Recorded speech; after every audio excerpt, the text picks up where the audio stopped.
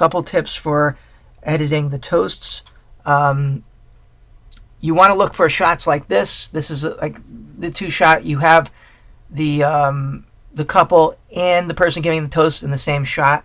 That's a great shot because you never have to worry. Some shooters, they'll have one camera on the bride and groom, one camera on the person giving the toast.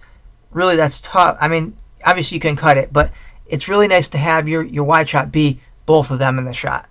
It's so much better and easier to cut, and sometimes you have to worry about it because if the shot of the person giving the toast, they don't have that up there that long, or they're moving around, you really don't have that much to go back to, and then all you have is the shot of the bride and groom, which doesn't work as well.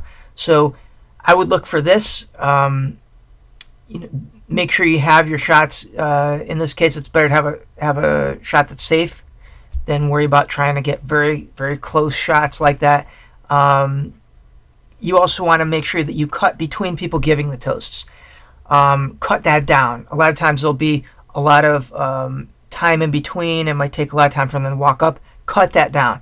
And you can a lot of times you can put a video shot of in some shot of the applause from right before, and you can kind of do an L cut to push the next toast into there, so you can kind of fade in, so people don't know that there's even any time that goes by. So watch out for that, and also keep on watching out for the audio.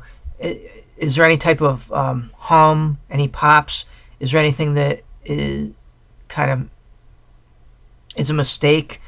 As far as video, just the things stay in focus all the time, because you just because you have a wide shot doesn't mean you can rely on it totally. So those are the type of things you want to watch out for during the toast.